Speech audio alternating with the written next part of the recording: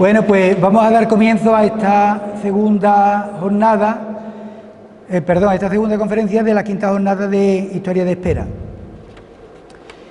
Tiene que ver también con el campo, no con la propiedad, pero sí con el campo, porque Javier, que es la persona que yo voy a presentar ahora, nos va a hablar sobre la viña, el cultivo de la vid, aquí en el término de Espera. Bien, Javier Maldonado Rozo es doctor en Historia por la Universidad de Cádiz. Bueno, antes que nada, es portuense, natural del puerto de Santa María. Premio extraordinario de doctorado de Filosofía y Letras por la UCA, por la Universidad de Cádiz, correspondiente al curso 96-97. Es miembro del Grupo de Investigación de Historia Contemporánea Esteban Bouteloup, que, aunque parezca francés, era de Aranjuez. El grupo es de la Universidad de Cádiz, lo tienen ustedes ahí debajo. Profesor del Máster de Estudios Hispánicos, del Máster de Patrimonio, Arqueología e Historia Marítima y del Máster en Dirección Turística, todos ellos también de la Universidad de Cádiz. Ha dirigido más de una docena de cursos sobre historia de la vid y el vino, organizados por la misma universidad, por la Universidad Internacional Menéndez Pelayo, por la de Málaga y por la Universidad Internacional de Andalucía. Ha sido comisario en varias exposiciones sobre temas históricos. Ha coordinado varios congresos y simposios nacionales e internacionales sobre historia del vino. Ha sido el director del Centro Municipal de Patrimonio Histórico del Museo Municipal del Puerto de Santa María. A él, por otra parte, le debemos también que uno de los leones que tenemos, lo estábamos comentando anteriormente, que tenemos en el museo nuestro, que procedía de Hinojal, ahí cerca de Las Peñas, estuvo durante un montón de años en el Museo del Puerto. Entonces él, viendo que no pertenecía al puerto, lo que hizo fue mandarlo para Espera, ¿no? Ahí está, en nuestro museo está. Académico de la Academia de Bellas Artes Santa Cecilia del Puerto de Santa María, miembro del número de Centros de Estudios Históricos Jerezanos, socio de honor del Ateneo del Vino, entidad de la que es miembro desde su constitución, socio del Aula de Historia Menesteo del Puerto de Santa María, desde su fundación en el 83. Es director desde el inicio también de la revista de Historia del Puerto desde el año 88. Autor de varios libros y de una cuarentena de artículos sobre historia de la vid y del vino, de los que cabe destacar, primero, la formación del capitalismo en el marco de Jerez, la célebre Tintilla de Rota, un libro que trata el siglo XVIII y XIX, la ruta del vino en Andalucía, 9 bodegueros del marco de Jerez. Es también coautor del guión de los textos de la ruta de las casas de viña del puerto, itinerario 1, pago de Bilbaína o Bilbaína, no sé exactamente cómo es. Su última publicación es el artículo titulado El consumo popular del vino en el marco de Jerez en el siglo XVIII. Y en Andalucía en la historia, una revista que la tienen ustedes además colgada en internet, la pueden descargar cuando quieran. En el dossier dedicado al vino escribió uno de los artículos. Trata de los 3 grandes cambios de la vinatería andaluza entre los siglos XVIII y XIX.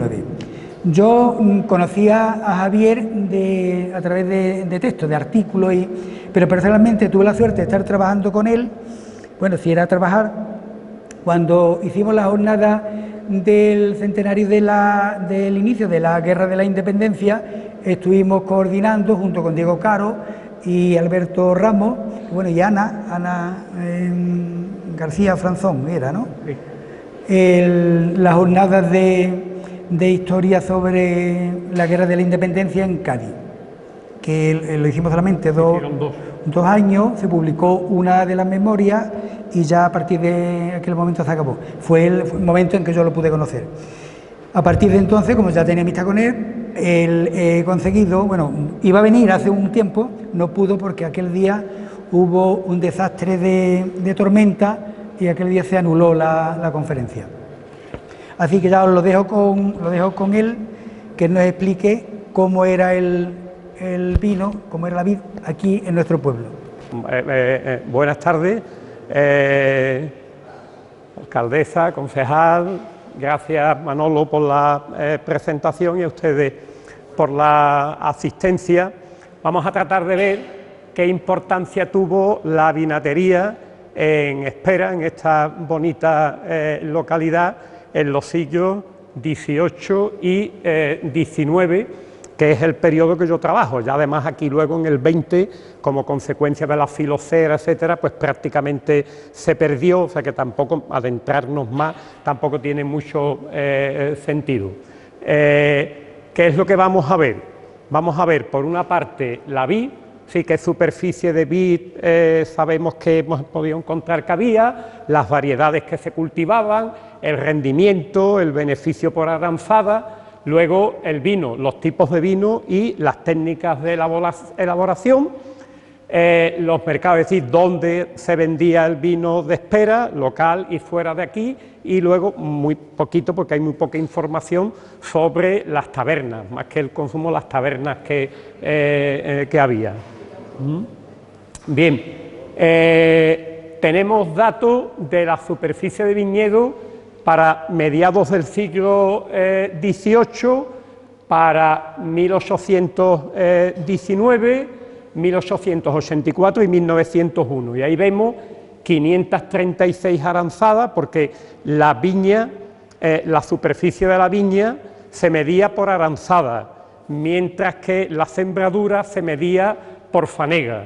La aranzada 4.756 metros cuadrados, la fanega 5.700 y pico, más o menos. Ustedes lo sabrán mejor que yo. 6.440 aquí. Hay que aclarar que en el catastro nacional de las vías de Graín aparece la fanega como 5.900 metros cuadrados. Pero a partir de la desamortización, a partir de 1860 y tanto, y lo estoy hablando con Ignacio Blanca, y me dio una...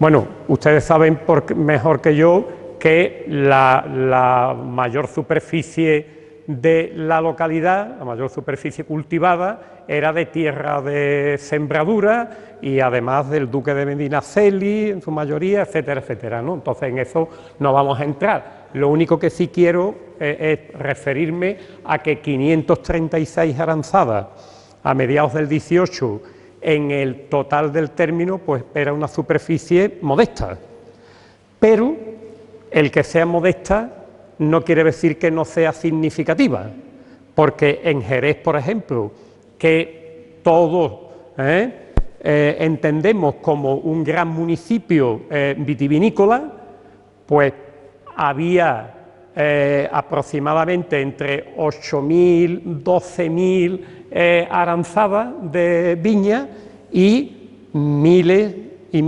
de aranzadas de tierra de sembradura. Entonces la importancia no se mide solo por la cantidad absoluta, ni siquiera por la relativa, sino por otros factores, ¿no? Bien, ahora fíjense ustedes que ya en 1819 ha descendido a 350, es decir, se han perdido 186 aranzadas de viña. Es decir, un 35% de esa superficie se perdió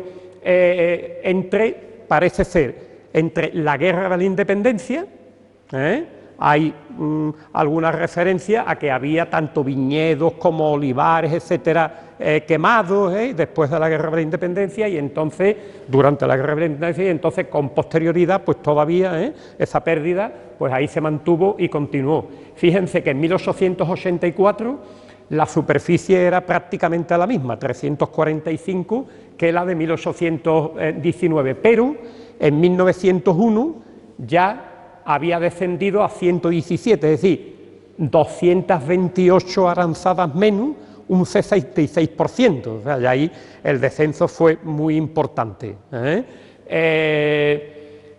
No sé si sabemos, Manolo, porque yo no lo sé, ¿cuándo entra la filocera en espera?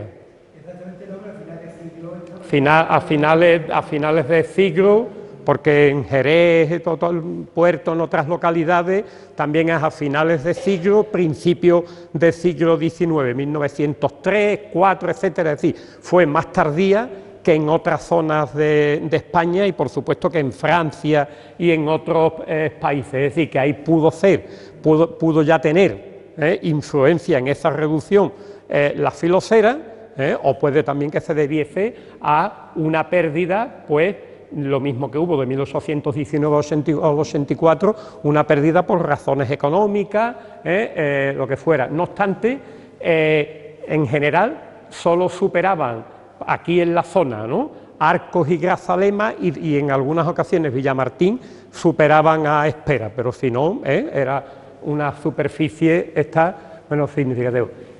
Decía Pascual Madó a mediados del siglo XVIII, y luego también lo recogió Antonio Durán Azcárate, de aquí, ¿no?, que hizo trabajo sobre la localidad.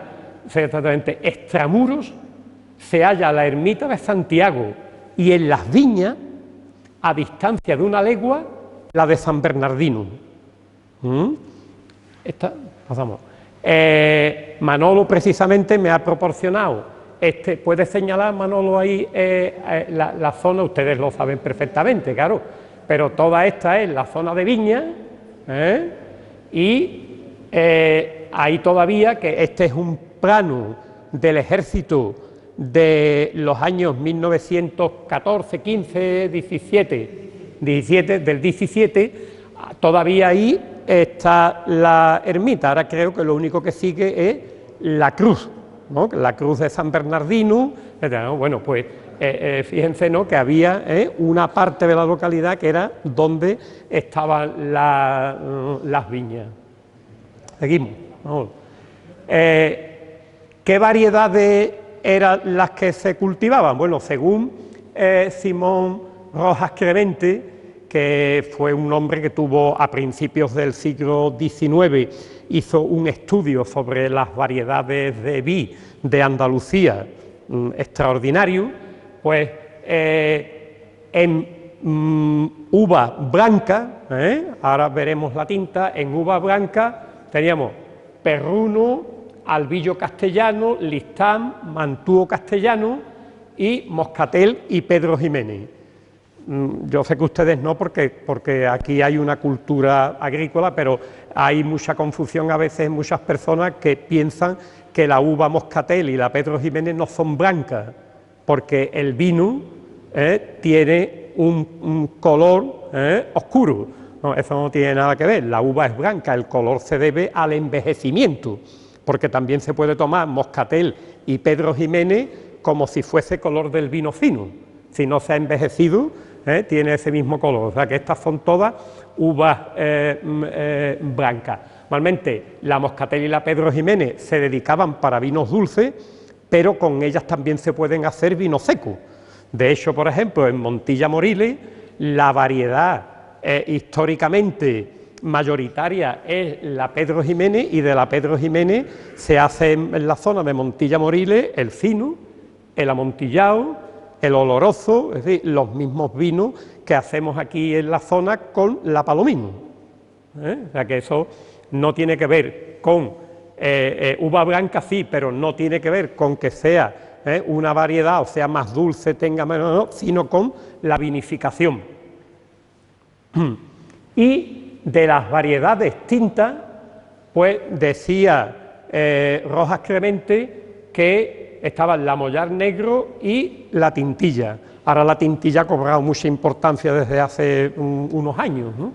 Bueno, la Mollar Negro era la mayoritaria, dice Rojas Cremente para 1805-1806, que era 4 de la cesta de un total de 6, es decir, podemos decir un 66%, 2 tercios del viñedo, de esas 500 y pico y luego de esas 300 y pico, etcétera, 2 tercios eran de Mollar Negro, que eso va a tener luego consecuencias, como vamos a ver, en el tipo de vino que se elaboraba. Y la Tintilla pues era más minoritaria, lo mismo que las otras variedades que hemos visto blancas. Bueno, ¿qué beneficio daba una aranzada de viña? Pues en 1819, que es para cuando hay datos, pues yo he cogido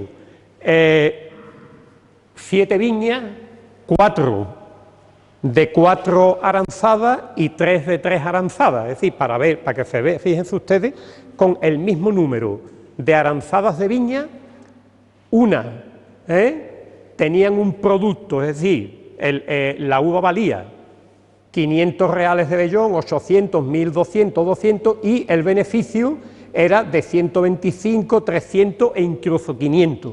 Es decir, ustedes saben, depende de cómo se cuide, porque la viña hay que cuidarla, el cultivo tiene que ser esmerado para que haya un mayor rendimiento, pues depende de cómo se cultivase, pues una viña va, como actualmente, más o menos beneficio. Lo mismo pasa con las de 3 aranzadas, pero luego vemos, pues una de 3 aranzadas podía dar un beneficio de 300 reales de vellón o de 583, casi el doble, ¿no?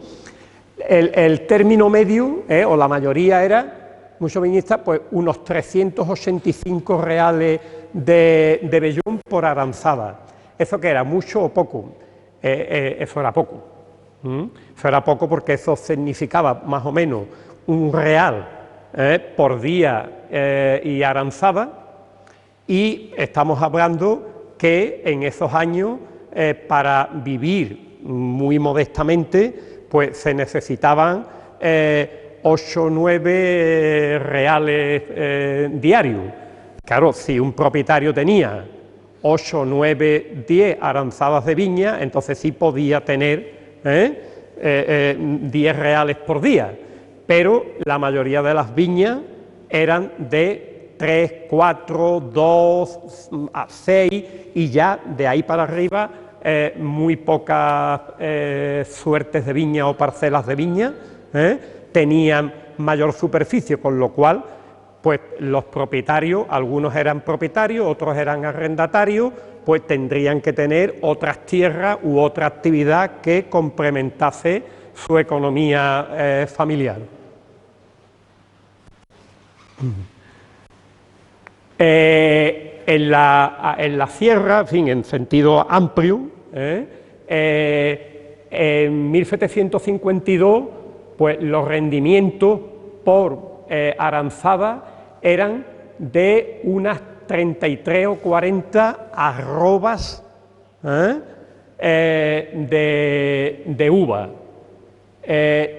33 o 40 arrobas de uva por hectárea, perdón, en este caso es por hectárea, no por aranzada, sino por hectárea, es decir, menos todavía, por aranzada la mitad. En 1884 los rendimientos, por lo menos, si exactamente esto responde a la realidad y no hay alguna picardía de decir que el rendimiento es menor para pagar menos impuestos o lo que sea, ¿no? Pues entonces estaba en 72 en Grazalema, en 104 Villamartín, en 187 en Prado del Rey, y sin embargo, en Espera, se dice en 1884 que hay una información del municipio diciendo sobre el viñedo, se dice que lo máximo son 30 aranzadas, 30 arrobas por hectárea, lo cual es muy poco, pero ya estamos en unos años, en 1884, que como estamos viendo ya había venido descendiendo la superficie de viñedo. Tipos de vino. Para 1884 es cuando hay más datos. Dice que había blanco común, de pasto u ordinario, digamos, un vino que no llega a ser un vino fino, sino que es lo que podemos considerar hoy a lo mejor un vino de mesa, pero un vino de mesa un poco más rancio de lo que es actualmente el vino de mesa, que tiende a ser un poco más ligero, etcétera, porque los gustos, entonces los gustos eran otros, los gustos a vinos más hechos, más rancios, tal igual. Y el otro que era el color o mollar, que aquí le dan el nombre de la uva mollar, que hemos dicho que era la mayoritaria, y hay un tercero que aparece un poco confusamente, dice tinto, dice se mezclaba para mezclar con el mollar. Se ve que hay algún vino totalmente tinto que después se mezcla con la mollar, que la mollar es tinta, pero ¿qué es lo que pasaba? Que algunas veces también se mezclaban uvas o el mosto de uvas blancas y tintas. Y entonces, claro, eso da un vino que no es, por supuesto, es más tinto que blanco, pero no es totalmente tinto, sino que puede ser un clarete, puede ser un clarete, pero en fin, no sabemos porque la información no llega más, no da más que, no dice más que esto, ¿no? En cuanto a las técnicas de elaboración, este mismo año 1884, pues resulta también un poco curioso que se dice expresamente que no se azufraban las botas. ¿Qué es lo que azufrar las botas? Pues como estamos viendo aquí, es meter una pajuela de azufre encendida, tapar la boca debajo de la bota y dejar que esa mecha prenda, que es un desinfectante, para que cuando se echa el mosto pues se eviten complicaciones, enfermedades, infecciones en el vino, etcétera. Pues eso es una práctica muy común. Sin embargo, dice esa respuesta que no se azufraban las botas en espera y que no se encabezaban los mostos, es decir, no se le añadía aguardiente vínico. Bueno, en esta fecha, además del aguardiente vínico, también se utilizaba desde los finales de los años 70, más o menos, por ahí, se utilizaba también, Jerez se utilizó mucho y fue una de las causas de la crisis que hubo en los años 70-80 en adelante, porque se utilizaba para encabezar los vinos, en vez de aguardiente vínico, aguardiente alemán, que es aguardiente de patata, no de vino. Entonces, claro, el aguardiente vínico es un producto que sale del vino, pero el aguardiente de patata es extraño al vino. Cuando se mezcla con el vino, eso se nota, y eso se notó en el mercado británico, y entonces el prestigio de los vinos de Jerez cayó en picado, cayeron los precios, en fin, hubo una crisis tremenda, ¿no?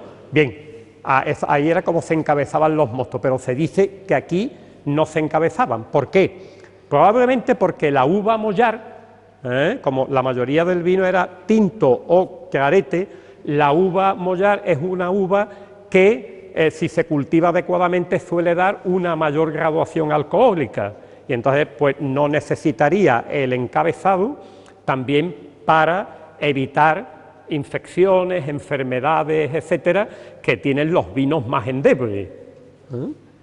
Y no se clarificaban los vinos, tampoco.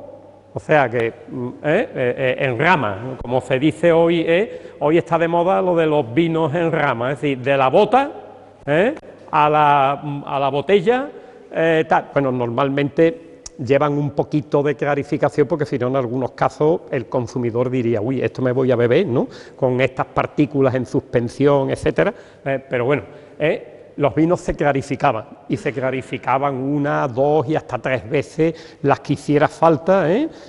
Claro, cuando los vinos se clarifican, ¿qué es lo que pasa? A cada clarificación se pierde olor y sabor y color. Olor, sabor y color, pero lo que no se pierde es grado alcohólico. En esto hay una polémica y una confusión de hace tiempo con la manzanilla y el fino. No es que la manzanilla tiene menos grados que el fino, no, tiene los mismos grados que el fino. A mí no se me sube a la cabeza porque tiene los mismos grados que el fino. Lo que pasa es que se clarifica más, y entonces es más pálida, pero también pierde el gusto a la levadura que tiene el vino fino, si es como tal, etcétera. Es decir, que, bueno, el asunto es que aquí dice que tampoco se clarificaba los vinos. Bueno, un vino mollar, pues probablemente le gustaba a los consumidores así y entonces no había necesidad de clarificarlo. Bueno, y ahora, aquí que no lo hemos puesto en 1884 porque ahí en esa respuesta no se dice que en Espera se elaborara pajarete, pero sin embargo con anterioridad hay otras referencias que dicen que sí, que se elaboraba pajarete en Espera, ¿no? Como ustedes saben, pues pajarete es tanto el nombre de un pago como de un vino.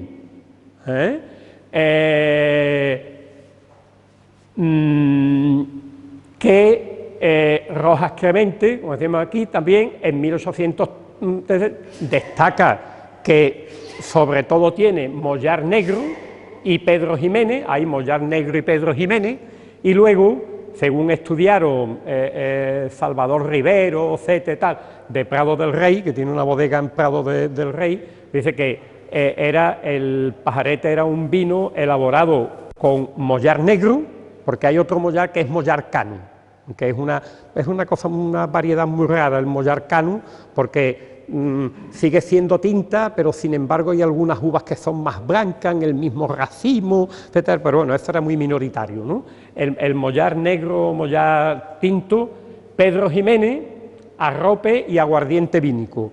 Arrope, saben ustedes que es mosto cocido, el mosto recién exprimida la uva, pisada la uva, antes de que empiece a fermentar y se convierta en vino joven, aunque nosotros lo seguimos llamando mosto, pero el mosto es zumo de uva, sin fermentar. Pasa que aquí en nuestra zona se le llama mosto, hasta que tiene un año por lo menos se le sigue llamando mosto, ¿no?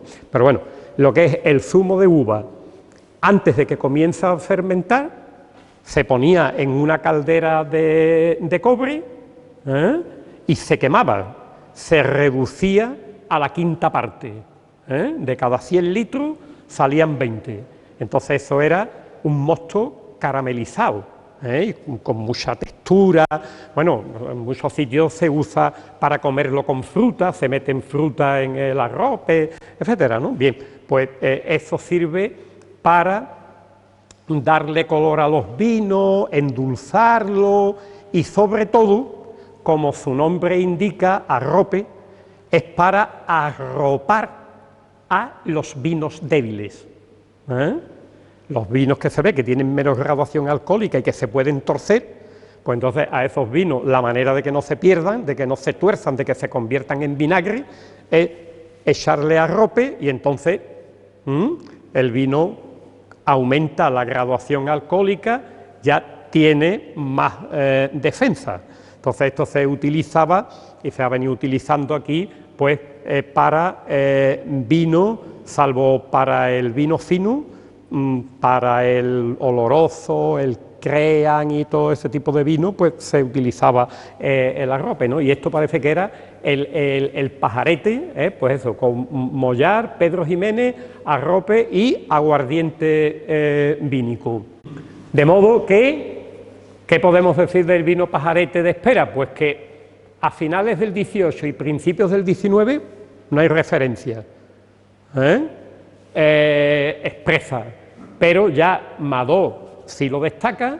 Parada puede ser, como hemos visto, que se refiera a pajarete en los excelentes vinos dulces que señala, pero sin embargo en 1884 la respuesta del Ayuntamiento de Espera a un interrogatorio que se hizo sobre la vitivinicultura en todos los municipios de España, pues no cita el pajarete, sino, como hemos visto, cita el blanco ordinario, el color o mollar y el tinto que se mezcla con el mollar. Ya ahí no hay referencia por parte del Ayuntamiento a que se produzca vino pajarete en la localidad. ¿Y a dónde iban los vinos o dónde se consumían los vinos que se elaboraban aquí en Espera? Bueno, pues para 1884, que es también para cuando tenemos información, dice que una cuarta parte de la producción se consumía en la localidad y 3/4 partes se consumían fuera. ¿Dónde? Cita expresamente Bornos, Arcos y Las Cabezas de San Juan. En esos 3 puntos más cercanos era donde iban las 3/4 partes del vino que se producía en la localidad. Dice que por unos caminos de herradura en muy malas condiciones, caminos de herradura, yo creo que eso quiere decir por donde únicamente pueden pasar los animales. Luego estaban los caminos de ruedas, que era por donde iban los carros, que ya eran un poquito más anchos, etcétera. No, era camino únicamente de animales, sin carro, de herradura, en muy malas condiciones, y dice que en carga de 4 o 5 arrobas, es decir, que iban en lo que llamamos botas de pellejo, no botas de madera, sino en las botas de pellejo. ¿Cómo? Venta a los palacios en estos años. En estos años. Va. En una escritura, bueno, vale, sí. Es interesante porque el ayuntamiento respondería a dónde iba la mayoría, pero sí, claro, a los palacios, a otros sitios, aunque los palacios es una localidad productora también importante de vino, también secos y vinos también dulces, arrope, vino color y todo ese tipo de cosas, ¿no? Bien, vamos, no, aquí pasa ahora, vale.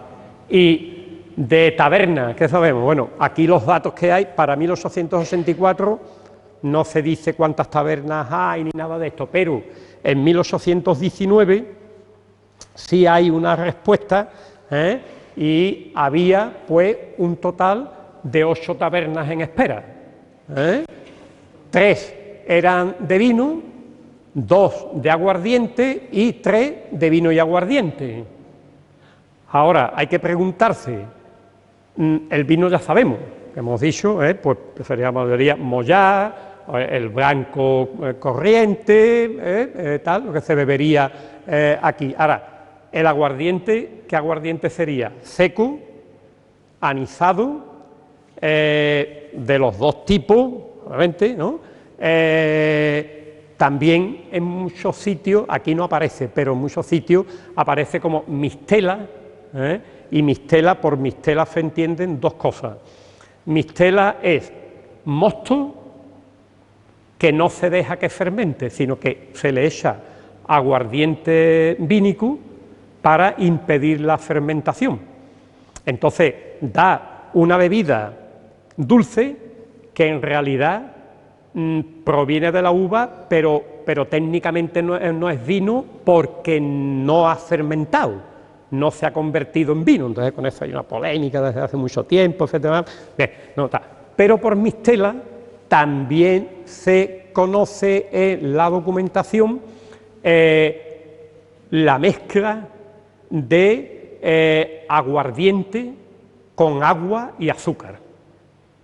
Entonces, aguardiente seco, no anisado, sino aguardiente sin anisar, aguardiente seco con azúcar y agua. Rebajaba un poco el grado y además era más azucarado, luego entraba mejor, y sobre eso hay muchas referencias, no para Espera, pero sí para otras localidades de la zona, que yo creo que son extensivas a Espera, de que, en fin, se consumía mucho ese tipo de aguardiente, esa llamada mistela, se confundía mucho. Actualmente, por mistela se puede entender también en algunos sitios un vino dulce hecho mayoritariamente de la uva moscatel.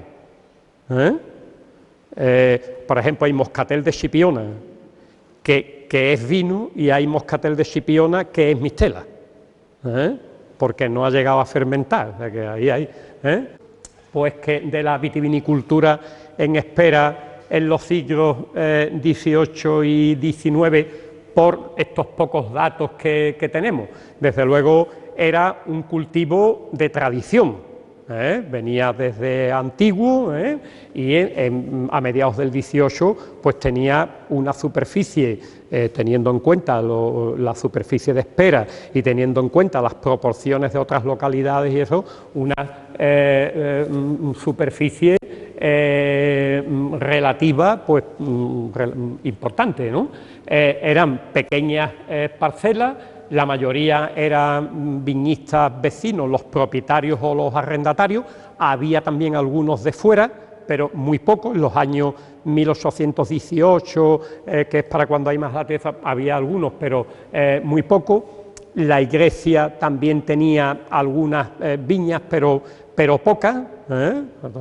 La viña en relación con la tierra de sembradura y el olivar ha sido siempre un cultivo más libre en el sentido de que no era propiedad de la iglesia ni era propiedad de la nobleza, sino que eran pequeños o medianos propietarios o arrendatarios los que, y además pues era un tipo de cultivo que se podía vender tal y cual. Las tierras de la iglesia estaban amortizadas.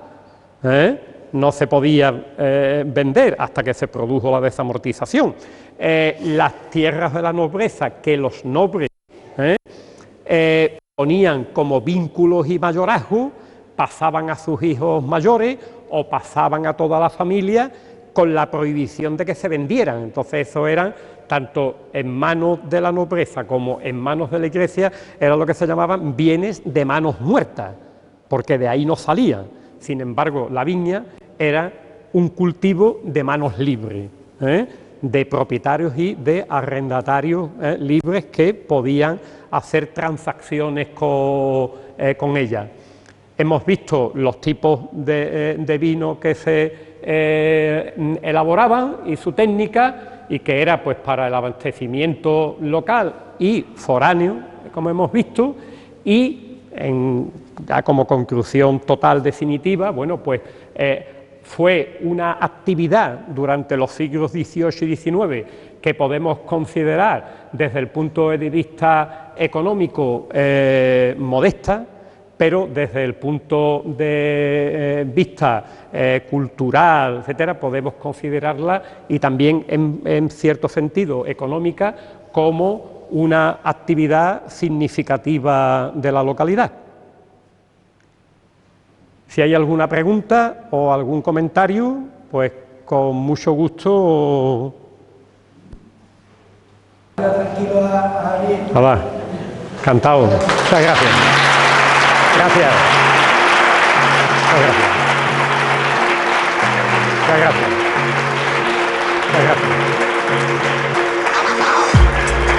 Gracias. Muchas gracias. Muchas gracias.